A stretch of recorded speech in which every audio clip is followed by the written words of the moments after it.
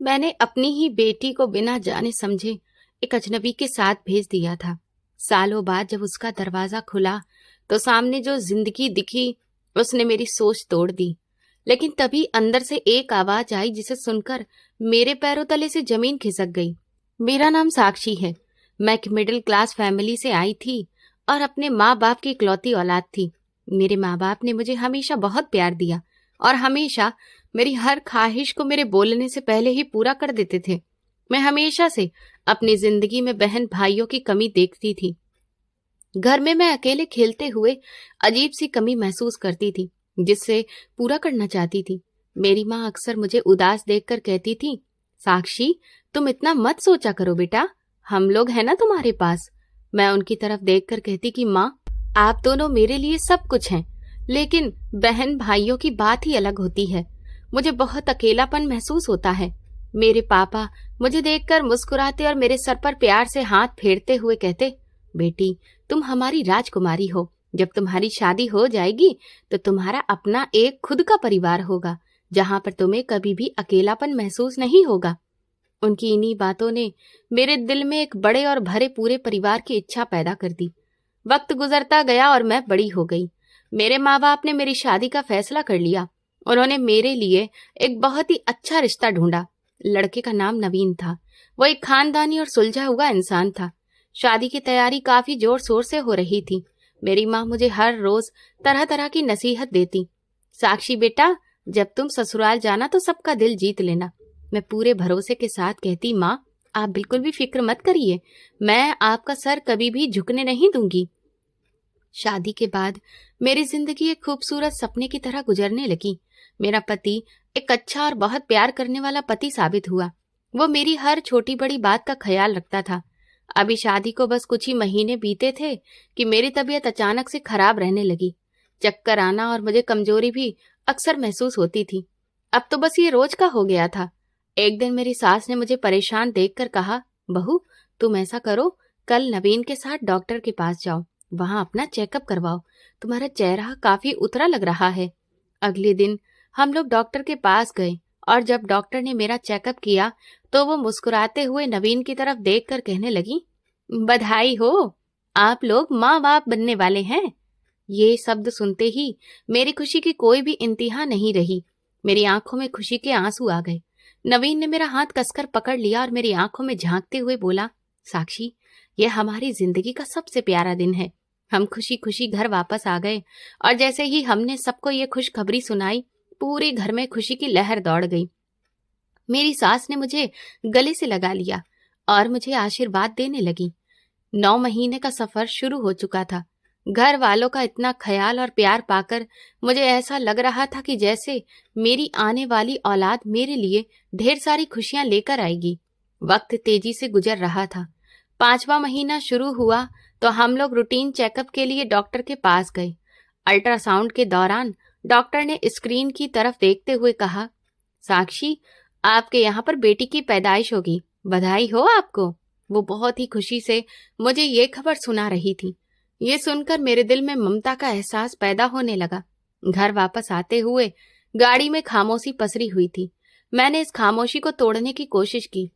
नवीन, क्या तुम खुश नहीं हो? हमारे घर में तो भगवान का आशीर्वाद आ रहा है। मैंने उसका हाथ पकड़ते हुए पूछा। उसने हल्की सी मुस्कुराहट अपने चेहरे पर लाने की कोशिश की और फिर कहने लगा, नहीं साक्षी, देखो मैं खुश हूं, बस मैं ये सोच रहा था कि हमारा पहला बच्चा बेटा होगा। मैं उसकी बात सुनकर उसे तसल्ली देने लगी। कोई बात नहीं नवीन, इस बार बेटी होगी तो अगली बार भगवान हमें बेटा भी देगा। बेटियां तो खुशियों का पैगाम लेकर आती हैं। उसने मुझे शांत करने के लिए कहा कि हाँ, तुम ठीक ही कह रही हो, आखिर बेटी भी तो हमारी ही औलाद है। भगवान बस उसे हेल्दी रखे। उसकी इस बात से मुझे थोड़ी सी शांति महसूस हुई। नहीं तो मुझे ऐसा लगने लगा था कि मेरा पति बेटी के होने से खुश नहीं है। लेकिन फिर भी उस दिन के बाद मैं नवीन के व्यवहार में एक हल्का सा बदलाव महसूस करने लगी थी। वो मेरा ख्याल तो पहले की तरह ही रखता था, लेकिन आने वाले बच्चे के बारे में उसका जो उत्साह था वो थोड़ा कम हो गया था। वो अब बच्चों के कपड़ों या खिलौनों के बारे में मुझसे ज्यादा बातें नहीं करता था। मेरी सास को जब ये पता चला तो फिर उन्होंने भी बस एक ठंडी सी सांस भरी और कहा, जो भी भगवान की मर्जी हो, बेटी भी तो भगवान की ही देन है। उनके व्यवहार ने मुझे अंदर से थोड़ा उदास कर दिया था, लेकिन फिर भी मैंने अपने आप को मजबूत रखा। मैं अपनी बेटी से बहुत प्यार करती थी और उसके आने का बेसब्री से इंतजार भी कर रही थी। लेकिन फिर शायद जिंदगी में तो कुछ और ही होना लिखा था। शायद मेरी किस्मत कोई दूसरा ही मोड़ लेने वाली थी। मेरे 9 महीने पूरे हो चुके थे। दर्द काफी तेज शुरू हुआ तो मुझे तुरंत ही अस्पताल लेकर जाया गया। मेरी हालत काफी खराब हो रही थी। दर्द की तेजी से मेरी जान ही निकल रही थी। नवीन अस्पताल की गैलरी में परेशानी से टहल रहा था। मेरी माँ और मेरी सास भी बैठकर भगवान से प्रार्थना कर रही थी। लेबर रूम में डॉक्टर मेरे आसपास खड़े थे। मेरी तबीयत हद से ज्यादा बिगड़ रही थी। मुझे लगातार ब्लीडिंग हो रही थी, जो बंद होने का नाम ही नहीं ले रही थी। डॉक्टर परेशानी से एक दूसरे की तरफ देख रहे थे। साक्षी, हिम्मत रखो, बच्चे की धड़कन कमजोर हो रही है, डॉक्टर ने मुझे होश में रखने की कोशिश करते हुए कहा। मैं दर्द से करा रही थी और मेरी आंखों के सामने बार बार अंधेरा छा रहा था। मुझे कुछ भी समझ में नहीं आ रहा था कि आखिर ये क्या हो रहा है। डॉक्टर बाहर निकली और उन्होंने नवीन को बुलाया। देखिए, पेशेंट की हालत बहुत खराब है। उनके यूट्रस में कोई दिक्कत आ गई है, जिस वजह से ब्लीडिंग रुकने का नाम नहीं ले रही है। डॉक्टर के अंदाज में गंभीरता थी।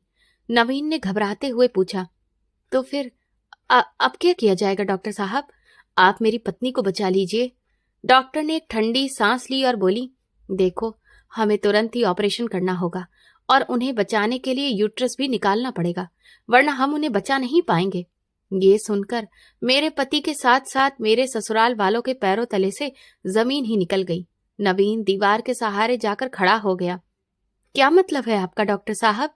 क्या मेरी पत्नी फिर कभी? डॉक्टर की बात को नवीन ने अधूरा छोड़ दिया। डॉक्टर ने अफसोस से सिर हिलाया और कहा, जी, आप बिल्कुल सही समझ रहे हैं। इस ऑपरेशन के बाद वो कभी भी मां नहीं बन पाएंगी। लेकिन इस वक्त हमारे पास और कोई भी रास्ता नहीं है। हमें तुरंत ही ये फैसला करना होगा। नवीन ने कांपते हाथों से परमिशन लेटर पर दस्तखत कर दिए। मुझे ऑपरेशन थिएटर में ले जाया गया।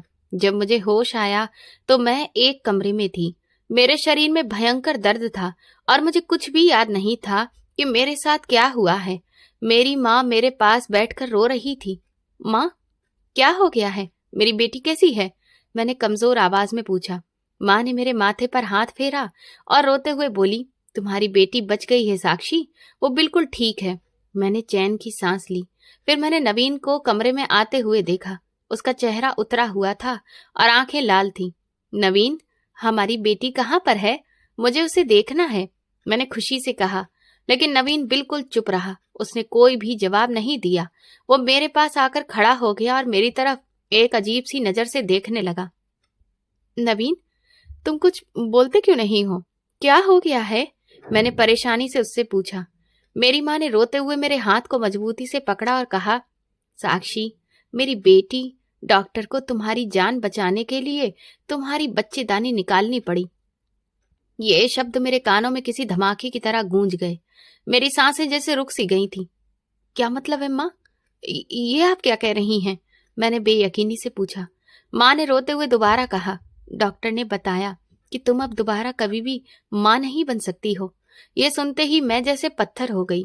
मेरे दिमाग ने तो काम करना ही छोड़ दिया था। मैं दोबारा कभी माँ नहीं बन सकती। ये शब्द बार बार मेरे दिमाग में गूंजने लगे। लेकिन ये कैसे हो सकता है? मैंने तो इतने सारे सपने देखे थे, एक भरे पूरे परिवार का सपना। मैंने अपने पैदा होने वाली पहली औलाद को अभी तक देखा भी नहीं था। मुझे तो ऐसा लग रहा था कि जैसे मेरे दोबारा मां न बन पाने की वजह मेरी ये बेटी ही है। अगर ये ना होती तो मेरे साथ ये सब कुछ नहीं होता। मेरे अंदर एक अजीब सी नफरत पैदा हो रही थी। थोड़ी देर के बाद एक नर्स मेरी बेटी को लेकर मेरे पास आई। उसने बच्चे को मेरे पास किया और कहा, देखिए, आपकी बेटी कितनी प्यारी है। मैंने उस बच्ची की तरफ देखा जिसका चेहरा बहुत मासूम था, लेकिन मुझे उसकी मासूमियत में अपनी बर्बादी नजर आ रही थी। इसकी वजह से मैं हमेशा के लिए बांझ हो गई हूँ। मैंने गुस्से से अपना चेहरा दूसरी तरफ कर लिया। इसे मुझसे दूर लेकर जाओ। मुझे इसे नहीं देखना है, मैंने सख्त अंदाज में कहा। नर्स हैरान रह गई और फिर वो बच्ची को लेकर वहां से चली गई। माँ मेरे पास आई और कहने लगी, साक्षी, ये तुम क्या कर रही हो बेटा? अपनी बेटी को एक बार देखो तो सही, वो कितनी प्यारी है और कितनी खूबसूरत है, बिल्कुल तुम्हारी तरह। मैंने माँ से चिढ़ते हुए कहा, उसे मुझसे दूर ही रखना, मैं उसकी शक्ल तक नहीं देखना चाहती हूँ। उसकी वजह से मैं अब कभी माँ नहीं बन पाऊंगी। मेरी पूरी जिंदगी इस लड़की ने बर्बाद कर दी है। माँ ने मुझे बहुत समझाया, लेकिन मुझे कुछ भी समझना ही नहीं था। अस्पताल के वो कुछ दिन मेरे लिए किसी नरक से कम नहीं थे।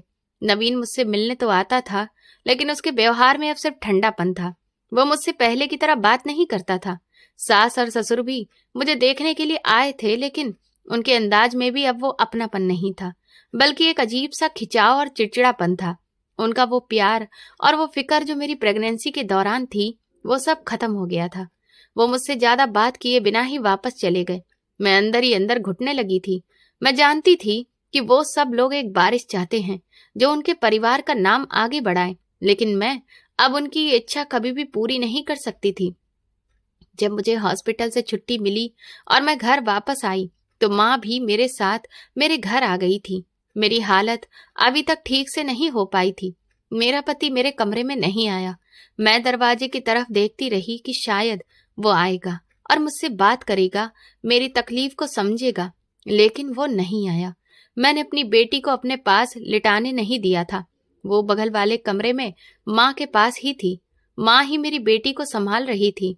जब वो रोती तो मैं अपने कानों को जोर से बंद कर लेती। मुझे उसके रोने की आवाज से भी चिढ़ होने लगी थी। अगली सुबह माँ जब नाश्ता लेकर मेरे कमरे में आई तो वो कहने लगी, साक्षी, उठो, कुछ खा लो, तुम बहुत कमजोर हो गई हो। माँ ने नरमी से कहा। मैंने आंखें खोली और फिर छत की तरफ देखने लगी। मुझे भूख नहीं है माँ, मैंने रूखेपन से जवाब दिया। माँ ने मेरे सर पर हाथ फेरा और कहने लगी, ऐसे कैसे चलेगा बेटा?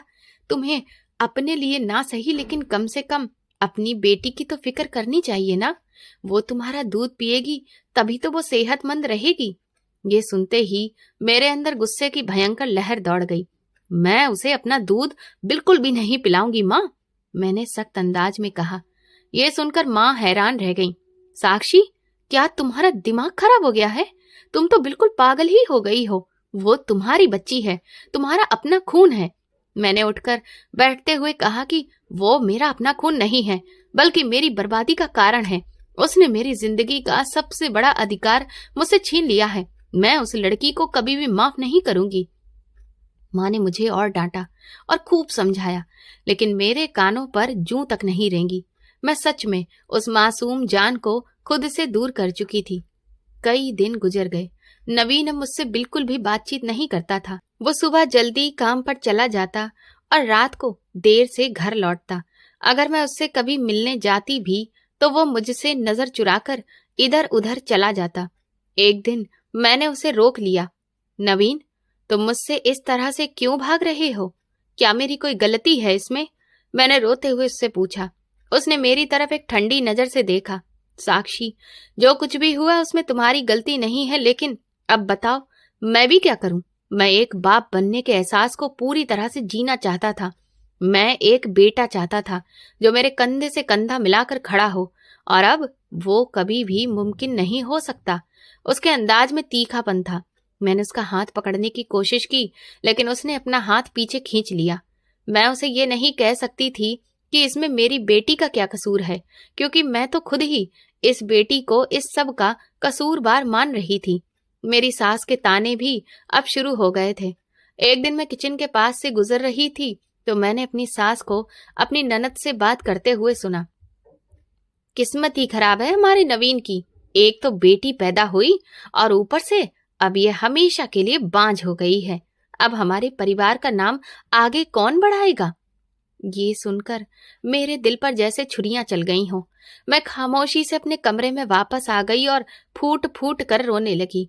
इस सब सिचुएशन में मेरा गुस्सा मेरी बेटी के ऊपर और ज्यादा बढ़ता चला गया। मेरी माँ घर वापस लौट गई थी और मेरी बेटी दिन भर रोती रहती थी और मैं उसे बिल्कुल भी नहीं देखती थी। एक माँ इतनी सख्त दिल हो सकती है, ये कोई सोच भी नहीं सकता था। घर का माहौल दिन ब दिन घुटन से भरा होता जा रहा था।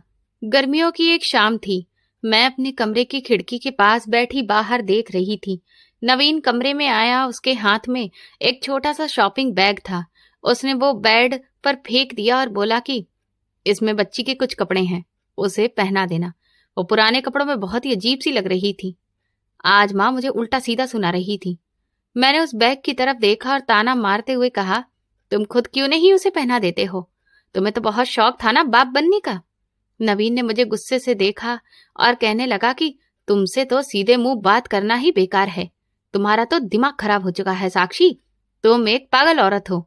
मैं अपनी जगह से उठी और उसकी आंखों में आंखें डालकर बोली, हाँ, मैं पागल हो चुकी हूँ। तुम सबने मुझे मिलकर पागल कर दिया है। तुम मुझे बांझ होने का ताना देते हो और मैं इस लड़की को अपनी बर्बादी का कारण समझती हूँ, जिसकी वजह से ये सब हुआ है। नवीन ने गहरी सांस ली और अपने माथे पर जोर से हाथ मारते हुए कमरे से बाहर निकल गया। वो मुझसे और बहस नहीं करना चाहता था, या फिर शायद अब उसके दिल में मेरे लिए कोई जगह नहीं बची थी। मैं जानती थी कि हमारा रिश्ता अब एक कच्चे धागे से बना हुआ है जो किसी भी वक्त टूट सकता है, लेकिन मेरे अंदर इतना घमंड और इतनी कड़वाहट भर चुकी थी कि मैं इस रिश्ते को बचाने की और भी कोई कोशिश नहीं कर रही थी। मैंने वो कपड़ों का बैग उठाया और उसे कमरे के बाहर फेंक दिया। वक्त गुजर रहा था और मेरी बच्ची बड़ी हो रही थी। वो घुटनों के बल घिसट घिसट कर चलने लगी थी और उसके चेहरे पर एक मासूम सी मुस्कुराहट होती थी जो किसी का भी दिल पिघला दे, लेकिन मेरा दिल उसके लिए कभी नहीं पिघला। जब भी वो मेरी तरफ देखकर मुस्कुराने की कोशिश करती, मैं अपना चेहरा उसकी तरफ से घुमा लेती। मेरी जेठानी, जो उसे अक्सर संभाल लेती थी, एक दिन मुझसे कहने लगी, भाभी, आप ऐसा क्यों कर रही हैं? देखिए, आपकी बेटी आपको देखकर कैसे मुस्कुरा रही है। इसे ऐसे गले लगाइए। मैंने ठंडे अंदाज में कहा, मेरे पास वक्त नहीं है इन फिजूल की बातों के लिए। तुम उसे संभाल रही हो तो संभालती रहो, लेकिन मुझ पर एहसान जताने की कोशिश मत करो। जेठानी ने अफसोस से सिर हिलाया और उसे लेकर वहां से चली गई। मुझे किसी की भी परवाह नहीं थी, ना तो नवीन की और ना ही ससुराल वालों की और ना ही उस बच्ची की। मेरी जिंदगी का मकसद सिर्फ अपनी बदकिस्मती का दुख मनाना और उसका गुस्सा दूसरों पर निकालना रह गया था। एक दिन मेरे पति ने वो कदम उठा लिया जिसका मुझे अंदर ही अंदर डर खाए जा रहा था। मैं अपने कमरे में बैठी थी जब बाहर आंगन से नवीन की आवाज आई। मैं दरवाजा खोलकर बाहर निकली तो सामने का नजारा देखकर मेरे पैरों तले से जमीन निकल गई। नवीन के साथ एक जवान लड़की खड़ी थी जो दुल्हन का जोड़ा पहने थी। मेरे ससुर भी वहीं पर मौजूद थे और उनके चेहरे पर कोई हैरानी नहीं दिख रही थी। ये कौन है नवीन, और ये सब क्या हो रहा है? मैंने गुस्से और सदमे से कांपते हुए पूछा।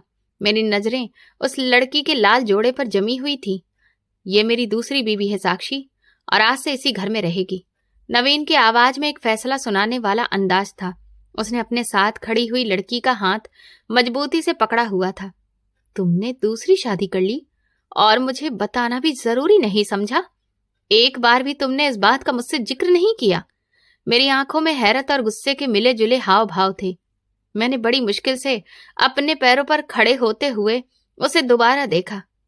तुम्हें बताने की मैंने जरूरत महसूस नहीं की, क्योंकि तुम खुद ही इस रिश्ते के प्रति कितनी लापरवाह हो चुकी हो।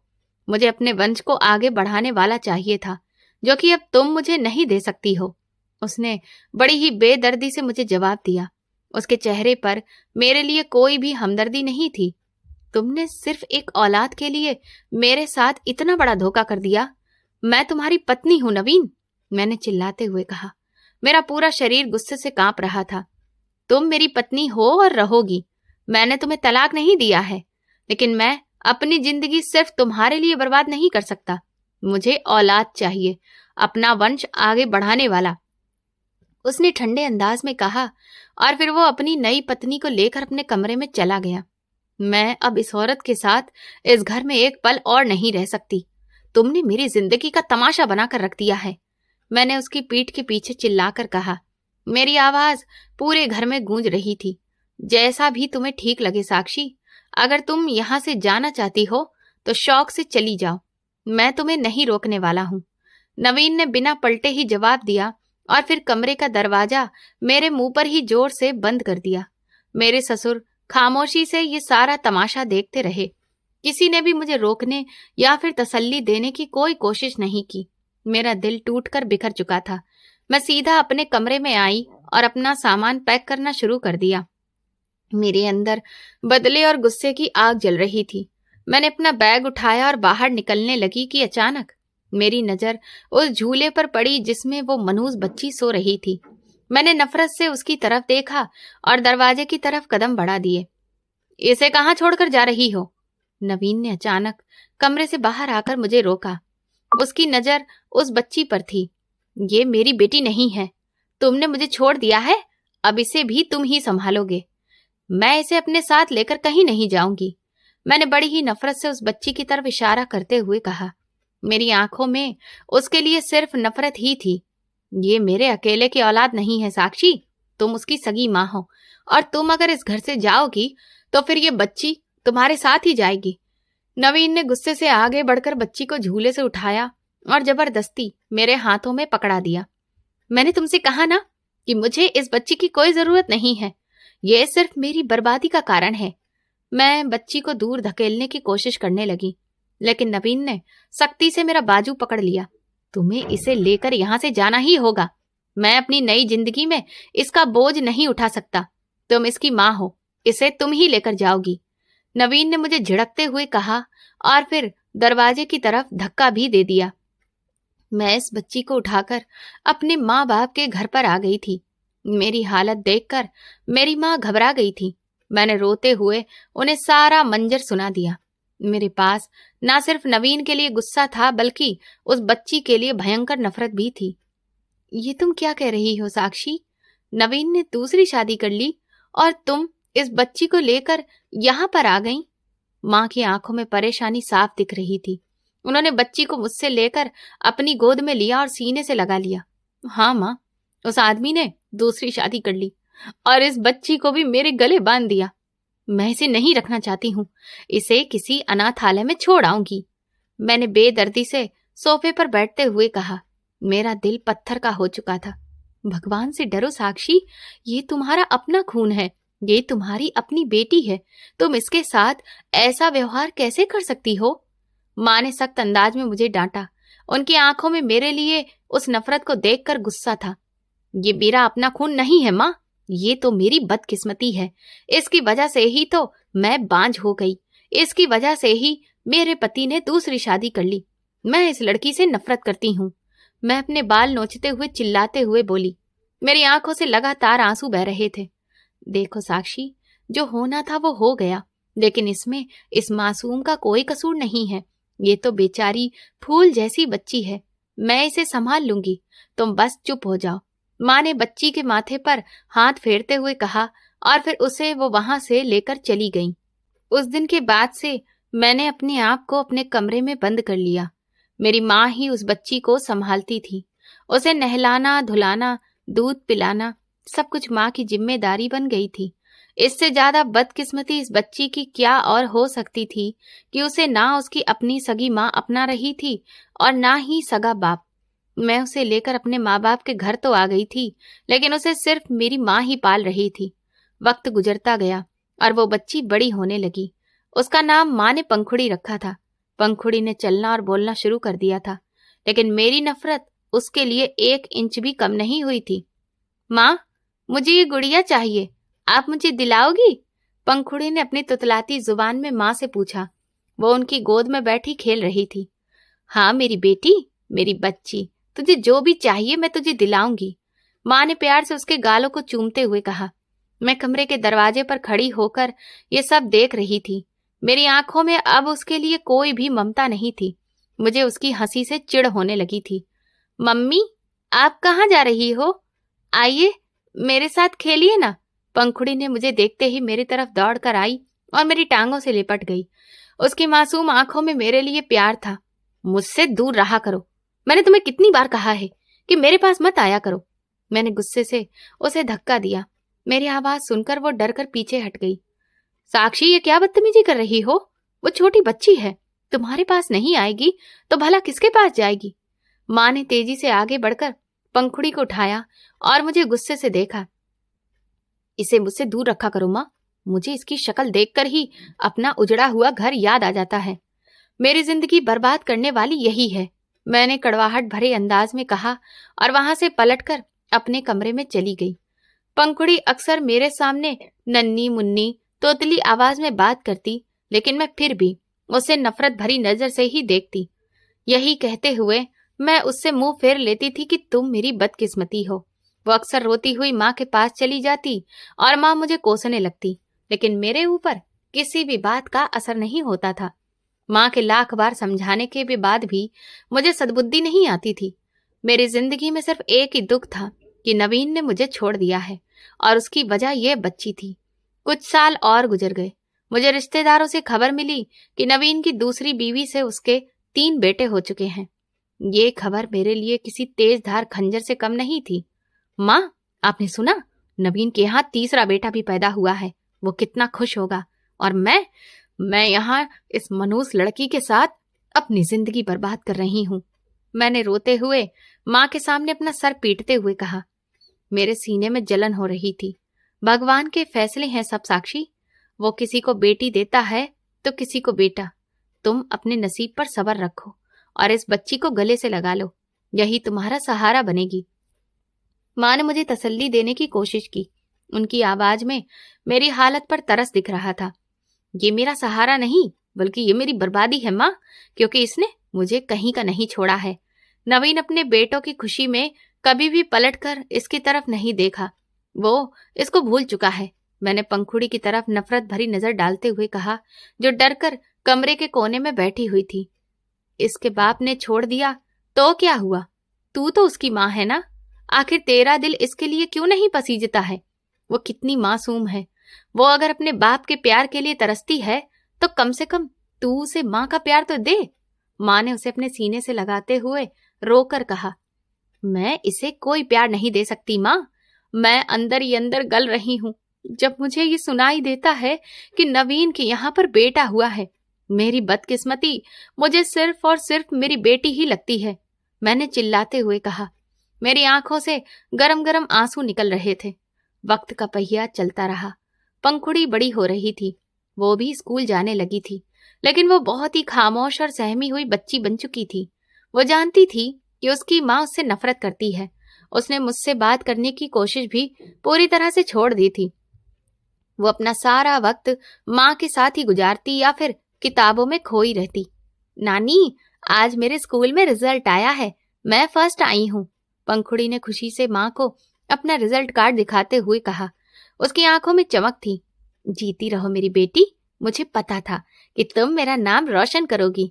माँ ने उसे गले लगाया और उसके माथे को चूम लिया। मैं किचन में खड़ी पानी पी रही थी। पंखुड़ी ने डरते डरते मेरी तरफ देखा और अपना रिजल्ट कार्ड मेरी तरफ बढ़ा दिया। मम्मी, मैं फर्स्ट आई हूँ। उसकी आवाज में एक उम्मीद थी कि शायद आज तो मैं उससे खुश हो जाऊंगी। तो मैं क्या करूं अगर तुम फर्स्ट आ गई हो? तुमने कोई बहुत बड़ा तीर नहीं मार लिया है। जाकर अपना काम करो और मेरे सर पर खड़ी मत रहा करो। मैंने गुस्से से उसका रिजल्ट कार्ड पकड़कर दूर फेंक दिया और फिर किचन से बाहर निकल आई।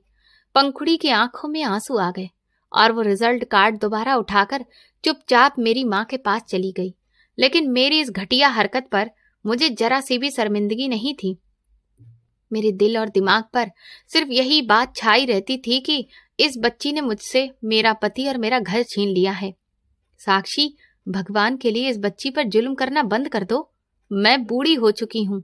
आज मैं हूँ और कल नहीं रहूंगी, और फिर कल इसका क्या होगा? माँ ने शाम को मेरे पास आकर बड़े ही दुख भरे अंदाज में कहा। आप इसकी फिक्र मत करो माँ, आप अगर नहीं होगी तो मैं भी फिर इसे घर में नहीं रखूंगी। इसकी शादी करके इसे यहाँ से दफा कर दूंगी। मैंने बड़े ही ठंडे अंदाज में माँ को जवाब दिया। मेरी आवाज में कोई भी घबराहट नहीं थी। शादी तो इसकी करनी ही है, लेकिन कम से कम इसके साथ प्यार से पेश आओ। ये तुम्हारी अपनी बेटी है। माँ ने मेरे हाथ पकड़ते हुए मिन्नतें की। ये मेरी जिंदगी नहीं बल्कि मेरी मुसीबत है, और आप मुझसे ये उम्मीद बिल्कुल भी मत रखिए कि मैं इस मुसीबत को अपने गले से लगाऊंगी। मैंने माँ के हाथ झटक दिए और अपने कमरे में आकर दरवाजा बंद कर लिया। पंखुड़ी अब जवानी की दहलीज पर कदम रख चुकी थी। वो दिखने में बहुत ही साधारण और खूबसूरत लड़की थी।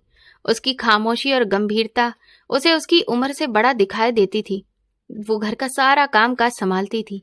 माँ की तबीयत अक्सर खराब रहने लगी थी, इसलिए पंखुड़ी ने घर की सारी जिम्मेदारी अपने सिर पर ले ली थी। मम्मी, आपके लिए मैं ये चाय बनाकर लाई हूँ। पंखुड़ी ने चाय का कप टेबल पर रखते हुए धीमी आवाज में कहा। मुझे तुम्हारे हाथ की बनी चाय पीने का कोई शौक नहीं है, इसे लेकर जाओ यहाँ से। मैंने उसकी तरफ देखे बिना अखबार के पन्ने पलटते हुए बेरुखी से कहा। मम्मी, आपने सुबह से कुछ भी नहीं खाया है, इस तरह से तो आप बीमार पड़ जाएंगी। पंखुड़ी ने हिम्मत करके दोबारा मुझसे कहा। उसकी आवाज में मेरे लिए फिक्र थी। मेरी बीमारी और मेरे मरने से तुम्हें क्या फर्क पड़ता है? वैसे भी तुमने मेरी जिंदगी में कौन सी खुशी छोड़ी है? दफा हो जाओ यहां से। मैंने गुस्से से चाय का कप जोर से मेज पर पटक दिया, जिससे चाय फैल गई। पंखुड़ी ने डर के मारे कदम पीछे किए और खामोशी से वो बाहर चली गई। उसका ये सब्र और मेरी ये नफरत अब रोज का रूटीन बन गया था। मैं उसकी शक्ल तक देखना पसंद नहीं करती थी, लेकिन उसकी मौजूदगी मेरी मजबूरी थी। माँ की वजह से मैं उसे बर्दाश्त कर रही थी, वरना तो मैं उसे कब का इस घर से निकाल चुकी होती। पंखुड़ी बेटा, मेरी दवा का वक्त हो गया है। माँ की कमजोर आवाज उनके कमरे से आई। हाँ नानी, मैं बस अभी लेकर आ रही हूँ। पंखुड़ी दौड़ती हुई माँ के कमरे में गई और उन्हें पानी और दवाई दी। मैं दूर से ये सब देख रही थी। माँ की हालत दिन ब दिन बिगड़ रही थी। मुझे इस बात का एहसास था कि माँ का वक्त बस करीब ही है। मैं बस उस दिन का इंतजार कर रही थी जब मुझे इस जिम्मेदारी से पूरी तरह से आजादी मिल जाएगी। मेरी बदकिस्मती मेरे सामने बड़ी होकर एक जवान लड़की का रूप धर चुकी थी और मेरे दिल में उसके लिए नफरत का वो पहाड़ खड़ा हो गया था जिसे कोई भी चीज तोड़ नहीं पा रही थी। नवीन की बेरुखी और उसके बेटों की खबरें मेरे इस गुस्से को हर रोज बढ़ा रही थी। मैंने तय कर लिया था कि जिस दिन माँ की आंखें बंद हो जाएंगी, उसी दिन मैं इस लड़की को अपनी जिंदगी से हमेशा हमेशा के लिए निकाल दूंगी।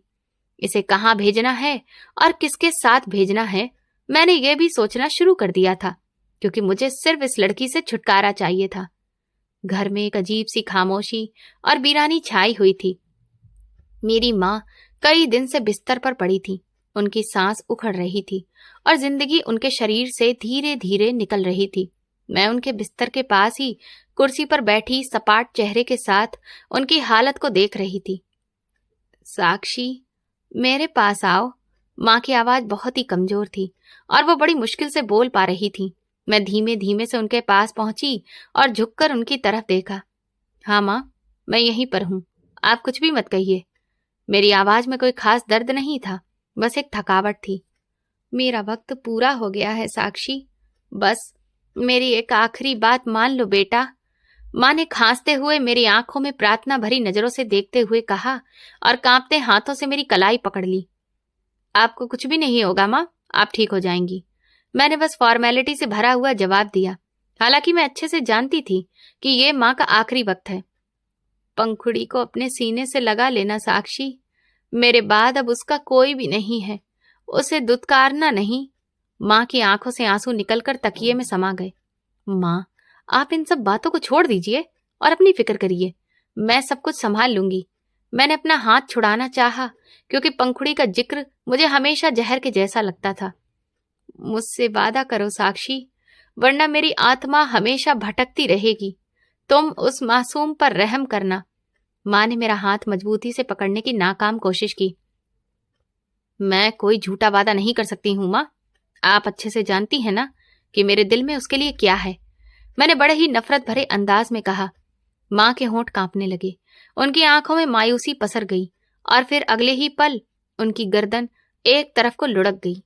पंखुड़ी कमरे के दरवाजे के पास खड़ी होकर ये सब कुछ देख रही थी और फिर वो चिल्लाकर माँ से लिपटकर रोने लगी। मेरी आंखों में आंसू जरूर थे, लेकिन मेरे दिल में एक बोझ उतरने का भी एहसास था। अब मैं पूरी तरह से आजाद थी। माँ का अंतिम संस्कार और बाकी सारी रस्में पूरी हो चुकी थीं। रिश्तेदार और मोहल्ले वाले अपने घरों को जा चुके थे। घर में सिर्फ मैं और वो लड़की ही बाकी थे। मैं आंगन में चारपाई पर बैठी सामने की दीवार को घूर रही थी। मम्मी, आपने सुबह से कुछ भी नहीं खाया है, मैं आपके लिए खाना लेकर आऊं? पंखुड़ी की शांत और कांपती हुई आवाज मेरे कानों में पड़ी। मुझे तुम्हारे हाथ का खाना नहीं खाना है और तुम मेरे सामने से हट जाओ। मैंने नफरत से उसकी तरफ देखे बिना ही जवाब दिया। मेरी नजरें लगातार सामने की दीवार पर जमी हुई थीं। नानी के जाने के बाद अब बस आप ही एकमात्र मेरा सहारा है मम्मी। मुझे अपने आप से अलग मत करिए। उसने रोते हुए मेरे पैरों के पास बैठते हुए मेरे पैर पकड़ने की कोशिश की। खबरदार, जो तुमने मुझे हाथ लगाया, मैं तुम्हारा कोई सहारा नहीं हूं। अपना ये ड्रामा बंद करो। मैंने झटके से अपने पैर पीछे खींचे और उसे गुस्से से घूरा। मैं आपकी अपनी बेटी हूं मम्मी। आखिर मेरी क्या गलती है जो आप मुझसे इतनी नफरत करती हैं? पंखुड़ी जमीन पर बैठकर फूट फूट कर रो रही थी। उसका पूरा वजूद दुख से कांप रहा था। तुम्हारी गलती तुम्हारा खुद का होना है, जिसकी वजह से मैं बर्बाद हो गई और मेरा पति मुझसे छिन गया। तुम मेरी जिंदगी की सबसे बड़ी गलती हो, मैंने जहर भरे अंदाज में कहा और अपनी जगह से उठकर खड़ी हो गई। लेकिन इसमें मेरी क्या गलती थी मम्मी? ये तो भगवान की तरफ से हुआ ना। फिर आप मुझे किस बात की सजा दे रही हैं? उसने हाथ जोड़कर मेरी तरफ देखते हुए प्रार्थना की। मुझे फालतू की बातें मत सुनाओ पंखुड़ी। अब माँ जिंदा नहीं है जो वो तुम्हारी ढाल बनेंगी। अब मैं वही करूंगी जो मुझे करना चाहिए था, मैंने कड़क आवाज में कहा और फिर कमरे में चली गई। आप मेरे साथ क्या करेंगी मम्मी? मैं आपकी हर बात मानूंगी, बस मुझे इस घर से मत निकालिए। उसकी रोती हुई आवाज मेरे पीछे से आ रही थी, लेकिन मैंने दरवाजा जोर से बंद कर दिया। अगली सुबह मैंने मीना मौसी को बुलवाया, जो हमारे मोहल्ले में रिश्ते तय करवाने का काम करती थी। वो सोफे पर बैठी चाय पी रही थी और मैं उनके सामने खड़ी थी। मैंने फैसला कर लिया था कि अब मैं एक पल भी बिना बर्बाद किए ये काम करूंगी। मौसी, मुझे पंखुड़ी के लिए एक रिश्ता चाहिए। मुझे जल्द से जल्द इस लड़की से अपनी जान छुड़वानी है। मैंने सीधे और रूखे अंदाज में अपनी बात शुरू की। साक्षी, लेकिन पंखुड़ी तो अभी बहुत छोटी है और अभी तो तुम्हारी माँ को गए हुए ठीक से 2 महीने भी नहीं बीते हैं। ये क्या कह रही हो तुम? मौसी ने हैरत से चाय का कप नीचे रखते हुए मुझे घूरा। देखिए, मुझे उसकी कोई उम्र नहीं देखनी है। आप बस मुझे रिश्ता बताइए, क्योंकि मुझे ये लड़की अब इस घर में एक दिन भी बर्दाश्त नहीं हो रही है। मेरी आवाज में एक अजीब सी चिड़चिड़ाहट और गुस्सा था, जिसने मौसी को हैरान कर दिया। लेकिन लड़का कैसा होना चाहिए? उसका परिवार, उसका घर, उसको लेकर कोई तो डिमांड होगी ना तुम्हारी? आखिर को वो तुम्हारी इकलौती बेटी है। मौसी ने थोड़ा सोचते हुए मुझसे सवाल किया। मुझे कोई भी डिमांड नहीं है उसके लिए। ना तो मुझे लड़के की शक्ल देखनी है और ना ही उसका घर बार देखना है। वो बस पंखुड़ी को यहाँ से ले जाए। मुझे उसकी किसी भी चीज से कोई मतलब नहीं होगा, मैंने बड़ी ही बेदर्दी से जवाब दिया। मेरे चेहरे पर कोई भी पछतावा या फिक्र नहीं दिख रही थी। ये तुम कैसी बातें कर रही हो साक्षी? बेटियों के रिश्ते इस तरह से नहीं किए जाते। तुम ये तो सरासर उसे अंधे कुएं में फेंकने के जैसा होगा। आखिर कुछ तो सोचना पड़ेगा ना। मौसी ने मुझे समझाने की कोशिश की। उनकी आंखों में पंखुड़ी के लिए हमदर्दी दिख रही थी। अगर आपको पैसे चाहिए तो वो मैं आपको दे दूंगी, लेकिन आप मुझे यहाँ पर लेक्चर मत सुनाइए। आपका काम रिश्ता लेकर आना है, वो लेकर आइए और बाकी सब मुझ पर छोड़ दीजिए। मैंने उनकी बात काटते हुए सख्ती से कहा और अपने पर्स से कुछ नोट निकालकर उनके हाथ पर रख दिए। जैसी तुम्हारी मर्जी साक्षी, मैं कल ही तुम्हें 1-2 रिश्तों के बारे में बताती हूँ। एक लड़का है वैसे मेरे ध्यान में, वो गरीब घराने का है। उन्होंने पैसे मुट्ठी में दबाते हुए कहा और फिर ठंडी सांस लेकर वो वहां से चली गईं। 2 दिन बाद मीना मौसी वापस आईं और फिर उन्होंने एक लड़के के बारे में बताया। लड़के की उम्र ज्यादा थी और वो एक मामूली सी नौकरी करता था। मैंने उसकी जांच पड़ताल सुने बिना ही हाँ कर दी। मुझे कोई भी दिलचस्पी नहीं थी कि वो कितना कमाता है और कहाँ पर रहता है। पंखुड़ी किचन में बर्तन धो रही थी जब मैं वहां पर पहुंची। पंखुड़ी, अपने लिए कपड़े निकाल लो, परसों तुम्हारी शादी होने वाली है और फिर तुम इस घर से जा रही हो। मैं किचन के दरवाजे पर खड़े होकर बड़े ही कड़क अंदाज में ऐलान किया। पंखुड़ी के हाथ से बर्तन छूटकर नीचे गिर गया और उसने घबराई हुई नजरों से मेरी तरफ देखा। उसका रंग सफेद पड़ चुका था। ये आप क्या कह रही हैं मम्मी? परसों मेरी शादी है? लेकिन ऐसा कैसे हो सकता है? और फिर आखिर किससे? क्या आप मुझसे मजाक कर रही हैं? उसकी आवाज डर के मारे कांप रही थी और वो खुद भी कांपने लगी। तुम्हारी शादी जिससे भी हो रही है तुम्हें इससे कोई मतलब नहीं है, क्योंकि मैं तुम्हारा रिश्ता तय कर चुकी हूं और अब तुम अपने घर जाओगी, मैंने उसे ठंडी नजर से देखते हुए कहा। मेरी आवाज में कोई भी ममता, कोई भी अपनापन नहीं था। मम्मी, भगवान के लिए मुझ पर दया करिए। मैं इस तरह कैसे किसी अजनबी के साथ जा सकती हूँ? मैं तो लड़के का नाम तक नहीं जानती हूँ। पंखुड़ी मेरे पास आई और उसने मेरे बाजू को मजबूती से पकड़ लिया। मुझसे दया की कोई भीख मत मांगो पंखुड़ी। मैंने इतने सालों तक तुम्हारी शक्ल बर्दाश्त की है, बस यही मेरी सबसे बड़ी तुम्हारे ऊपर दया थी। मैंने बेरहमी से उसके हाथ से अपना बाजू आजाद करवाया और उसे पीछे धक्का दे दिया। क्या आपने लड़के का घर या परिवार देखा है? वो लोग कैसे हैं और लड़का क्या करता है? मम्मी, मैं आपकी बेटी हूं, कोई जानवर नहीं हूं जिसे आप किसी भी खूंटे से बांध देंगी। उसकी आंखों से आंसू बहने लगे थे और वो फर्श पर बैठकर सिसकियां ले रही थी। मेरे लिए तुम मेरी जिंदगी की मुसीबत हो और मैं इस मुसीबत को किसी भी के भी गले मड़ने के लिए तैयार हूं। तुम बस अपनी तैयारी करो और अपना मुंह बंद रखो, मैंने बड़े ही नफरत से कहा और किचन से बाहर चली गई। नानी, आप मुझे ये किसके पास छोड़कर चली गई हो? मम्मी मुझे अंधे कुएं में धक्का दे रही हैं। उसकी सिसकियां और रोना पीटना पूरे घर में गूंज रहा था, लेकिन मेरे दिल पर इस बात का कोई असर नहीं हो रहा था। मोहल्ले की एक दिन कुछ औरतों को भनक पड़ गई तो वो मेरे पास आई। साक्षी, ये तुम क्या कर रही हो? जवान बच्ची को बिना सोचे समझे विदा कर रही हो, आखिर लोग क्या कहेंगे? पड़ोसन ने मुझे ताना मारते हुए कहा। लोगों को रोटी मैं नहीं देती हूँ, मेरी बेटी के साथ मुझे जो करना है वो मैं करूंगी। भलाई इसी में है कि तुम अपने घर पर ध्यान दो। मैंने गुस्से से उसे झिड़क दिया और दरवाजा उसके मुंह पर बंद कर दिया। घर में कोई शोर शराबा, कोई खुशी का माहौल नहीं था। शादी का कोई सामान नहीं खरीदा गया था। मैंने बस उसके कुछ पुराने कपड़े और कुछ सामान एक सूटकेस में भर दिया।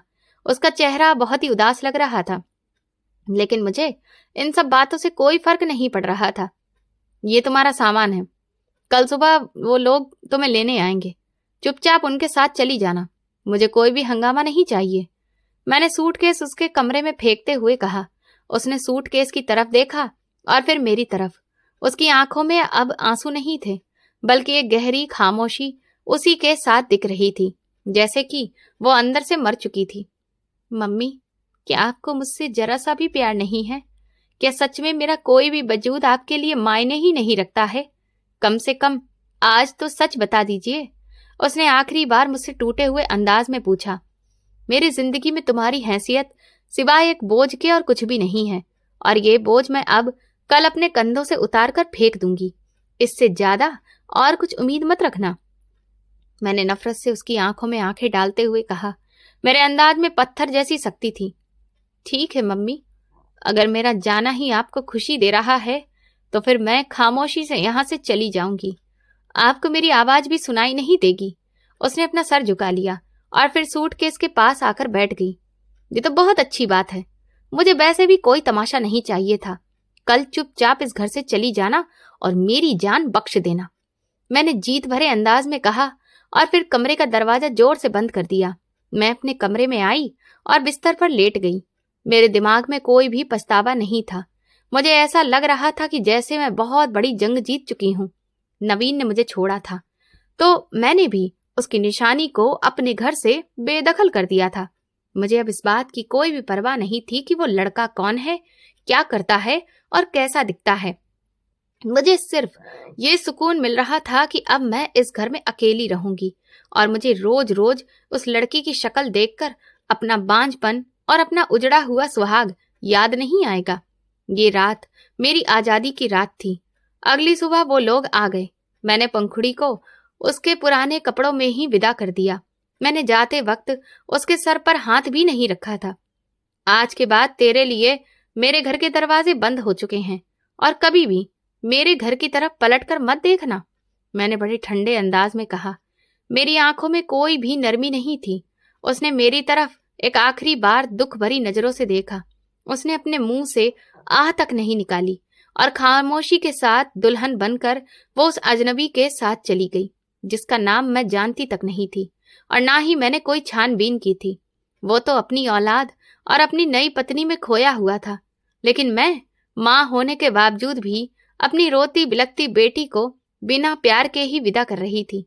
बेटी की शादी को फिर धीरे धीरे कई साल बीत गए, लेकिन मैंने कभी भी जाकर उसके बारे में कुछ भी नहीं पूछा। एक दिन मेरे घर के दरवाजे पर जोरदार दस्तक हुई। मैंने दरवाजा खोला तो मेरे सामने मेरा पति नवीन खड़ा था। मुझे अंदर आने दो साक्षी। नवीन की आवाज कांप रही थी और उसकी आंखें लाल थीं। तुम यहां पर क्या करने आए हो अब इतने सालों बाद? मैं हैरान और गुस्से से उसे देखते हुए उसके लिए रास्ता छोड़ दिया। मेरे बेटों ने मुझे धक्का मार दिया है साक्षी। 2 बेटों की तो शादी हो चुकी है और वो मुझे अब अपने साथ रखने के लिए तैयार नहीं है। वो मेरी बिल्कुल भी इज्जत नहीं करते हैं। वो रोता हुआ सोफे पर बैठ गया और उसने अपना चेहरा हाथों में छुपा लिया।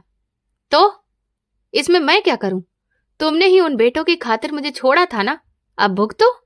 मैंने ताना मारते हुए कहा। मेरे दिल में उसके लिए कोई भी हमदर्दी नहीं थी। मुझे अपनी बेटी से मिलना है साक्षी। मेरी पंखुड़ी कहां पर है? नवीन ने लाल आंखें लिए मेरी तरफ देखा और फिर पहली बार मैंने उसके मुंह से बेटी शब्द सुना था। कौन सी बेटी? वही बेटी जिसने तुम्हारे और मेरे रिश्ते के बीच में दरार पैदा की थी। मैंने हैरानी और नफरत से उसकी तरफ देखते हुए कहा। हाँ, मेरी वही बेटी जिसे मैं अपने बेटों की खातिर छोड़ चुका था। मैं आज उससे मिलना चाहता हूं। नवीन गिड़गिड़ाते हुए कहने लगा। उसके चेहरे पर भयंकर पछतावा दिख रहा था। मैंने तो उसकी शादी कर दी है, न जाने किसके साथ शादी कर दी। मैंने लापरवाही से जवाब दिया और मुंह दूसरी तरफ फेर लिया। किसके साथ शादी कर दी है? ये तुम क्या कर रही हो साक्षी? तुमने उसके साथ क्या किया है? नवीन ने सदमे से अपनी जगह से उठते हुए पूछा। मैं नहीं जानती कि वो कौन था, बस मैंने उसकी शादी कर दी है क्योंकि मैं अब और उसकी शक्ल बर्दाश्त नहीं कर सकती थी। मैंने बड़े ही कठोर अंदाज में सारा सच बता दिया।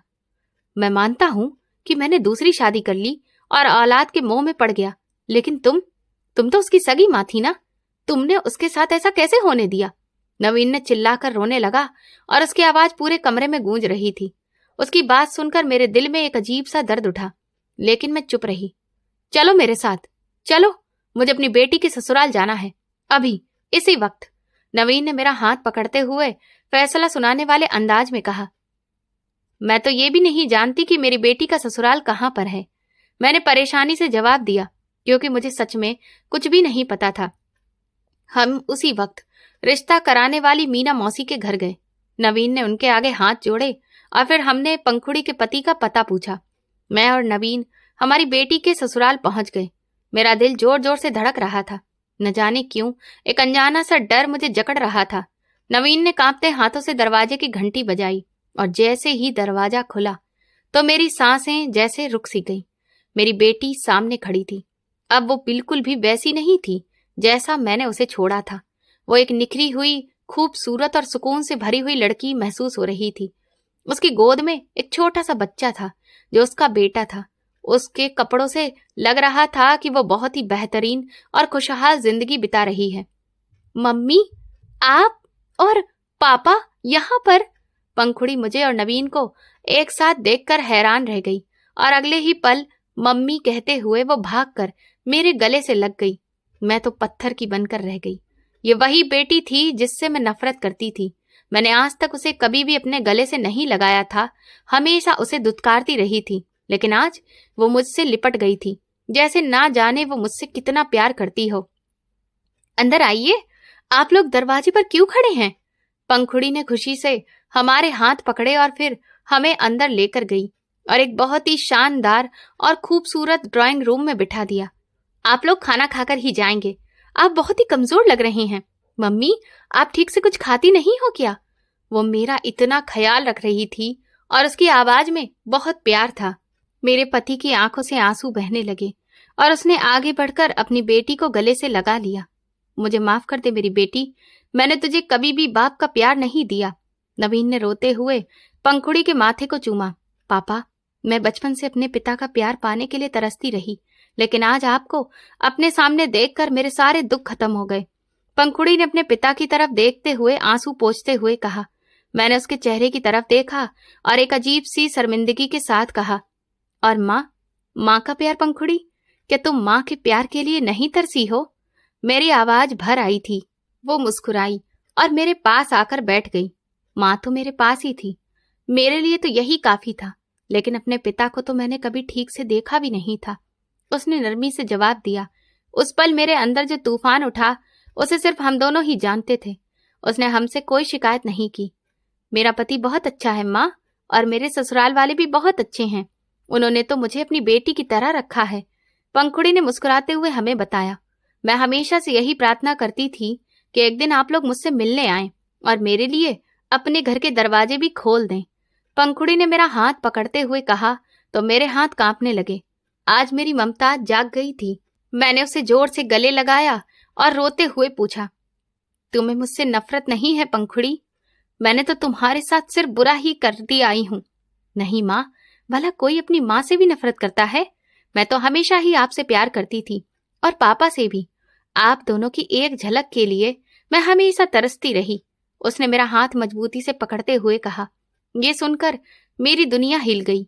मैंने अपनी जिंदगी में पहली बार अपनी बेटी को प्यार भरी नजर से देखा और मुझे अपनी गलती का एहसास हुआ। मेरी औलाद ना होना मेरी किस्मत थी, लेकिन मैंने इसकी सजा अपनी बेटी को ही हमेशा दी। मैं फूट फूट कर रोने लगी और उसके पैरों में गिर पड़ी।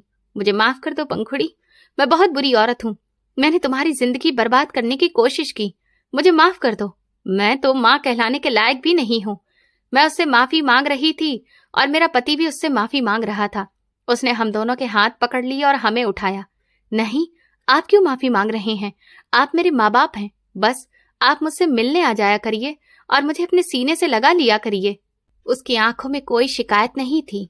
उसने तुरंत ही अपना बेटा मेरी गोद में दे दिया, जिसे देखकर मुझे पहली बार वो ममता महसूस हुई जो आज तक इतने सालों में कभी भी महसूस नहीं हुई थी। तभी पंखुड़ी उठकर गई और अपनी बड़ी बेटी को भी बुला लाई। वो भी बिल्कुल पंखुड़ी की तरह ही प्यारी और मासूम सी थी। पंखुड़ी ने बताया कि ये तुम्हारे नाना नानी हैं। ये सुनते ही वो बच्ची खुशी से निहाल हो गई और हम दोनों से लिपट गई। नवीन ने उन बच्चों को खूब प्यार किया और उसकी आंखों से भी आंसू बहने लगे। उस दिन मुझे समझ आया कि मैं बचपन से जिस भरे पूरे परिवार के लिए तरस रही थी, और जब वो परिवार बन नहीं पाया तो मैंने वो गुस्सा पंखुड़ी पर निकाला। पर आज वो परिवार मुझे मेरी इसी पंखुड़ी की वजह से पूरी तरह से मिल गया था। आखिर मेरी बेटी के बच्चे भी तो मेरा अपना परिवार थे। उस दिन के बाद हम दोनों पति पत्नी ने उसके साथ मिलना जुलना शुरू कर दिया था। हम उसे और उसके बच्चों को अपने घर लेकर आते हैं और उन्हें अपने पास भी रखते हैं और जी भर कर उनके साथ खूब खेलते हैं। पंखुड़ी के ससुराल वाले बहुत अच्छे हैं। वह हम दोनों पति पत्नी के अकेलेपन को अच्छे से समझते हैं।